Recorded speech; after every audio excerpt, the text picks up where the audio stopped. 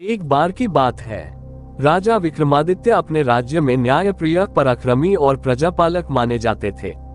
उन्होंने यह व्रत लिया था कि वे किसी भी स्थिति में बेताल को पकड़कर तांत्रिक के पास पहुंचाएंगे, चाहे इसके लिए कितनी भी कठिनाइयां क्यों न सहनी पड़े। एक अंधेरी रात को विक्रम फिर से शमशान पहुंचे, जहां पीपल के पेड़ पर उल्टा लटका बेताल उनकी प्रतीक्षा कर रहा था। विक्रम ने बिना किसी भय के बेताल को उतारा और अपने कंधे पर डाल लिया। बेताल ने हंसते हुए कहा, राजन, रास्ता लंबा है, चुप रहोगे तो मैं तुम्हारा सिर फोड़ दूंगा। इसलिए मैं तुम्हें एक कहानी सुनाता हूँ, लेकिन जैसा नियम है, अगर तुमने कहानी के अंत में उत्तर जानते हुए भी चुप्पी साधी तो तुम्हारा सिर फट जाएगा। विक्रम मुस्कुराए और चुपचाप आगे बढ़ते गए। बेताल ने कहानी शुरू की। बहुत समय पहले उज्जैन राज्य में एक निर्धन लेकिन अत्यंत बुद्धिमान ब्राह्मण रहता था। नाम था धर्मदत्त। उसका बेटा चंद्रसेन न सिर्फ सुंदर था, बल्कि बचपन से ही परोपकारी, निडर और साहसी था। वो अक्सर गांव के गरीबों की मदद करता और अपने पिता से ज्ञान तथा नीति की बातें सीखा करता था। एक दिन गांव में एक ज्योतिषी आया, जिसने घोषणा की, इस गांव पर संकट आने वाला है। एक भयंकर दैत्य जंगल में आ चुका है, जो 1 महीने बाद पूरे गांव को नष्ट कर देगा।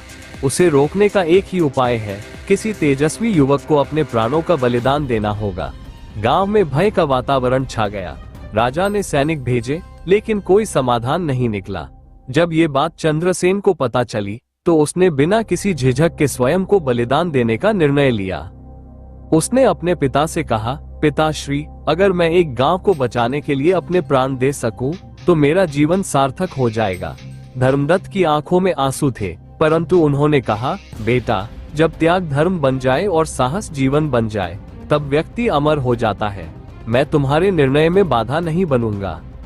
निर्धारित दिन पर चंद्रसेन जंगल गया, जहां भयंकर दैत्य अग्निकाय रूप में उसकी प्रतीक्षा कर रहा था।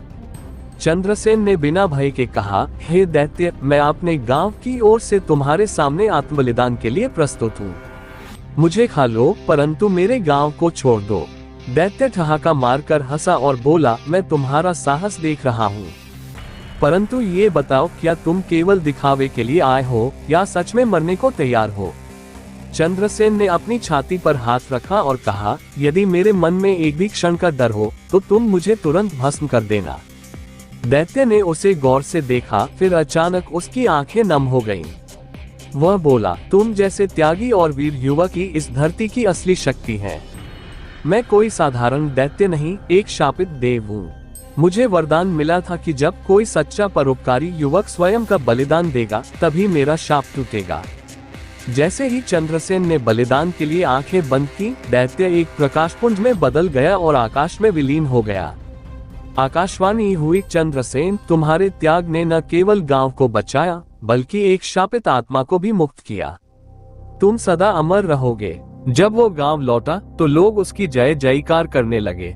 राजा ने उसे राजकुमार का दर्जा दिया और उसकी प्रेरणा से राज्य भर में त्याग, सेवा और साहस का संदेश फैलाया गया। बेताल ने अब प्रश्न किया, हे राजन, बताओ कि चंद्रसेन ने जो किया वह मूर्खता थी या वीरता?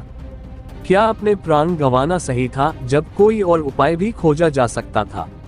विक्रम ने तुरंत उत्तर दिया, बेताल, चंद्रसेन का बलिदान न मूर्खता था और न ही अतिशय वीरता, वह एक विवेकपूर्ण निर्णय था।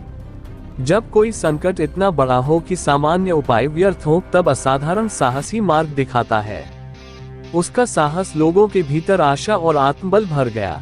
बेताल हंसा और बोला, ठीक उत्तर राजन, पर अब मैं फिर उड़ता हूँ। ये कहकर बेताल फिर से हवा में उड़ गया और पीपल पर जा लटका। शिक्षा: जब किसी समाज या राष्ट्र पर संकट आता है, तो वहाँ के वीर और निस्वार्थ लोगों के बलिदान से ही भविष्य का निर्माण होता है। सच्चा त्याग वह है जो स्वार्थ से परे होकर लोकहित में किया जाए। ऐसी कहानियां हमें ये सिखाती हैं कि वीरता केवल तलवार उठाने में नहीं, बल्कि अपने प्राण देकर दूसरों की रक्षा करने में होती है।